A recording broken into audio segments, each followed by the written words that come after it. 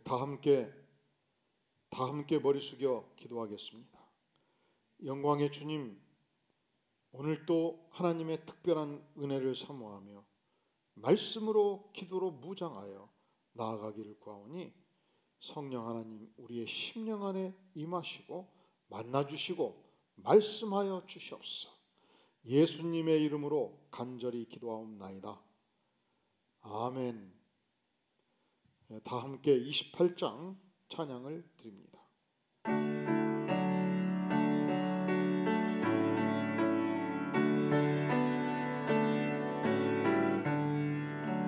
복의 근원 강림하사 찬송하게 하소서.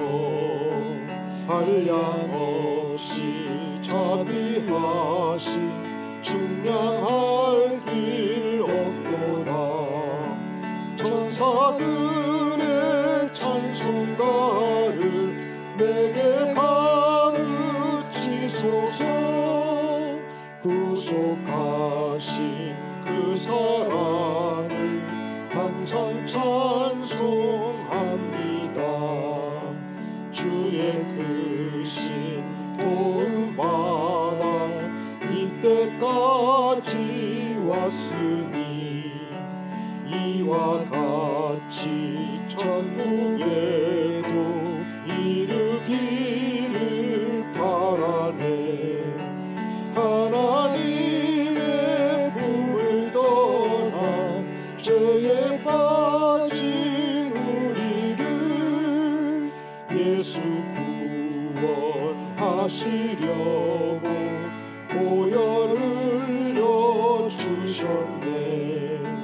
주의 귀한 은혜 받고 일생 빚진 자 되네.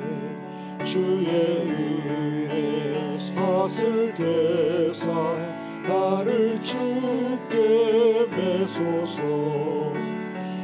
우리만은 연약하여 범죄하기 쉬우니 하나님이 받으시고 전국인을 지소서.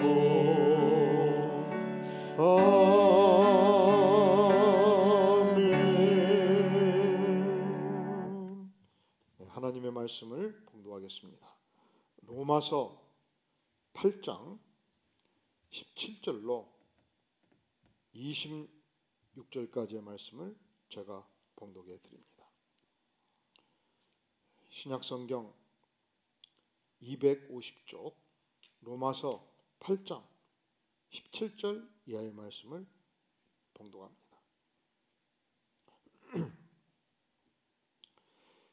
자녀이면 또한 상속자 곧 하나님의 상속자요 그리스도와 함께 한 상속자니 우리가 그와 함께 영광을 받기 위하여 고난도 함께 받아야 할 것이니라. 생각하건대 현재의 고난은 장차 우리에게 나타날 영광과 비교할 수 없도다.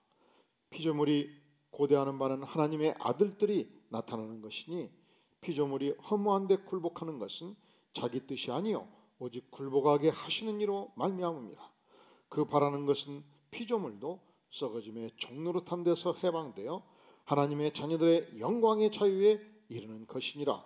피조물이 다 이제까지 함께 탄식하며 함께 고통을 겪고 있는 것을 우리가 아느니라. 그뿐 아니라 또한 우리 곧 성령의 처음 익은 열매를 받는 우리까지도 속으로 탄식하여 양자될 것 곧 우리 몸의 속량을 기다리느니라. 우리가 소망으로 구원을 얻었음에 보이는 소망이 소망이 아니니 보는 것을 누가 바라리요. 만일 우리가 보지 못한 것을 바라면 참음으로 기다릴지니라. 이와 같이 성령도 우리의 연약함을 도우시나니 우리는 마땅히 기도할 바를 알지 못하나 오직 성령이 말할 수 없는 탄식으로 우리를 위하여 친히 간구하시느니라. 아멘. 우리가 신앙생활하면서 항상 승승장구하는 것은 아닙니다. 우리가 예수님을 믿어도 때로 고난이 있을 수 있습니다. 토마스 아켄피스는 평생 세속의 세계를 떠나서 수도원에서 수도에 정진했던 인물입니다. 그것은 무엇을 말합니까? 그가 안전지대에서 살았다는 것이죠. 그는 수도원이 세 끼의 양식을 공급하고 있었고 잠자리를 보장해 주었습니다. 그는 평생 독신 수도사였기 때문에 가족의 성계를 걱정할 이유도 없었습니다. 그러니까 그는 세 끼 양식이 보장되고 잠자리가 보장되고 평생 그는 독신 수도사로서 수도만 하면 되는 인물이었는데, 그래서 그런 생애를 사는 사람은 걱정도 없고 근심도 없고 고통도 없는 인생인 것이 분명한데, 놀랍게도 우리가 이번 캠파인 중 오늘 배정된 말씀에서 보면은 심각하게 인간이 당하는 고난의 문제를 직접 다뤄주고 있습니다. 토마스 아켄피스의 그리스도를 본받아 책 154쪽에 보면 불평하지 말라, 주님의 고통과 성자들의 고통을 생각해 보라. 당신은 아직 피 흘리기까지는 싸우지 않았다. 그들의 격심한 고난들과 비교해 보면 아직 그 정도의 고통은 당하지 않았다. 그러므로 이런 말은 입에 담아서는 안 될 것이다. 그 작자가 감히 나에게 이런 짓을 하다니 도저히 참을 수 없어. 왜 내가 이런 고통을 당해야 한단 말이야? 이건 너무 심한 것이 아니야? 어디 이번만 그런 것도 아니고 이제 벌써 몇 번째야? 왜 나만 자꾸 늘어지는 거지? 다른 사람이 그랬더라면 웬만한 것쯤은 참아줄 수 있지. 하지만 그 사람은 용서하지 못해. 이 인간관계에서 겪는 고통과 아픔을 놀랍게도 안전지대에 살고 있는 수도사의 삶을 살았던 토마스 아켄피스가 기록해주는 말씀입니다. 그러니까 우리 인간은 어떤 공동체에 속해도, 심지어 평생을 수도하는 공동체에 속해도 관계 속에서 고통할 수 있음을 보여주는 것입니다. 자, 이것은 그리스도의 십자가로 구원받은 백성들은 이 지상의 삶을 살 때 반드시 치러야 될 대가가 있다는 것을 말씀하는 것입니다. 우리는 어떤 상황 속에도 이 고난을 통과하면서 십자가를 배우는 삶의 대가를 결코 치르지 않고서 신앙생활을 할 수가 없는 것입니다. 그것이 바울 사도의 삶이었고, 그것이 베드로가 마지막 거꾸로 십자가에 달리며 결국은 순교당하는 삶의 모습이었고, 손양한 목사님이 그 길을 갔고 주기철 목사님이 그 길을 갔습니다. 우리가 고난의 문제를 생각할 때 반드시 기억할 것이 있어요. 우리는 어떤 공동체에 속하든 관계 속에서 고통할 수 있다는 것이죠. 그런데 일반 사회 시민과 예수 믿지 않는 자들과 다른 점이 있습니다. 무엇이 다릅니까? 우리는 그 속에서 예수님을 배우는 것입니다. 우리는 그 속에서 십자가를 배우는 것입니다. 우리는 그 속에서 내 죄가 죽고 내 인생이 죽고 예수 그리스도의 부활을 체험하고 체득하는 것입니다. 우리가 지상에서 고난을 당할 때, 예수 믿기 때문에 고난을 당할 때 두 번째 기억해야 될 것이 있습니다. 고난은 그저 고난으로 끝나지 않는다는 것입니다. 반드시 하나님께서 이 고난을 승리하는 자에게 천상의 영광을 주시겠다 약속하셨습니다. 오늘 말씀 17절에 보면 자녀이면 또한 상속자 곧 하나님의 상속자요 그리스도와 함께 한 상속자니 우리가 그와 함께 영광을 받기 위하여, 우리가 그와 함께 영광을 받기 위하여 고난도 함께 받아야 할 것이니라 말씀합니다. 생각하건대 현재의 고난은 장차 우리에게 나타날 영광과 비교할 수 없도다 말씀합니다. 우리가 지상에서 받는 고난이 10이라면 천상에서는 수천억의 영광을 받게 된다고 성경은 말씀합니다. 그러므로 사랑하는 성도 여러분, 우리가 지상에서 고난을 받을 때 서러할 이유가 없고, 우리가 지상에서 고난을 받을 때 슬퍼할 이유가 없는 것입니다. 왜냐하면 내가 이 고난을, 내가 이 슬픔을, 내가 이 어려움을 예수 십자가로 이겨낼 때에 수천만 배의 영광을 천상에서 주께서 주시겠다 약속하기 때문에 그렇습니다. 우리가 고난을 받을 때 기억해야 될 것이 있어요. 첫째는 우리가 고난을 받을 때 반드시 이 고난은 내가 예수 믿기 때문에 치러야 될 정당한 대가다. 기억해야 될 것이 있어요. 두 번째로 이 고난과 수천 배 하나님께서 비교할 수 없는 영광을 주신다. 우리가 고난을 받을 때 기억해야 될 것이 있어요. 오늘 말씀에 26절에 보면 이와 같이 성령도 우리의 연약함을 도우시나니 그렇습니다. 나는 혼자 고난받지 않습니다. 내 곁에서 성령 하나님이 직접 나를 돕는다 말씀합니다. 원래 성령이라는 단어가 파라칼레오라는 단어인데 내 곁에서 나를 부르신 이에요.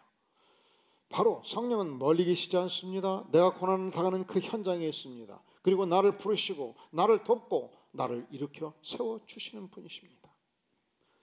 7살 어린아이가 옆집 형을 만나서 형으로부터 유업을 받습니다. 손에 있는 과자들을 빼앗아갑니다. 때리려고 유업을 합니다. 혼자만 형이 뺏어가서 먹고 있습니다. 7살 어린아이가 징징대며 울었습니다. 형아, 내 거야, 내 거야. 그때 7살 어린아이의 아빠가 나타난 것입니다. 갑자기 울던 눈을 씻고 갑자기 용기 100배에서 큰 소리로 형아 손에 있는 과자를 움켜쥐었습니다. 형아, 내 거야.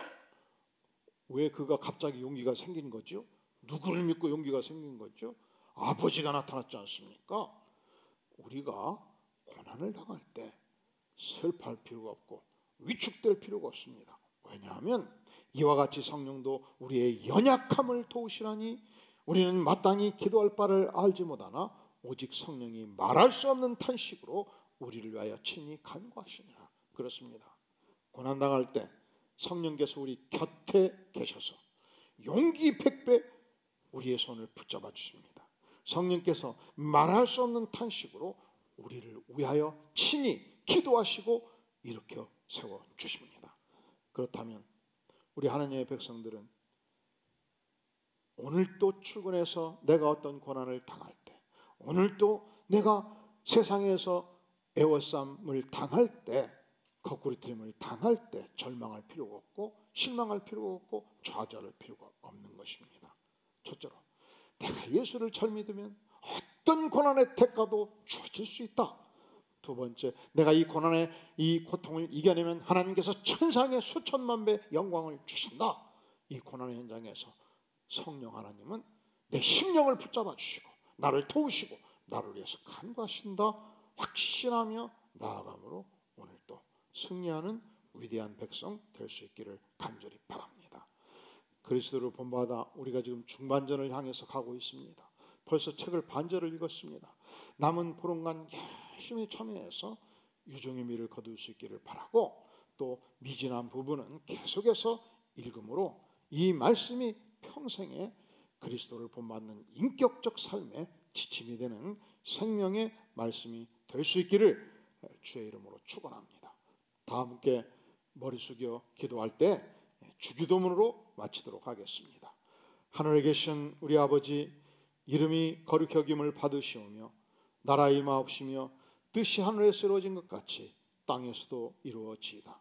오늘날 우리에게 일용할 양식을 주옵시고 우리가 우리에게 죄 지은 자를 사하여 준 것까지 우리의 죄를 사하여 주옵시고 우리를 시험에 들게 하지 마옵시고 다만 악에서 구하옵소서.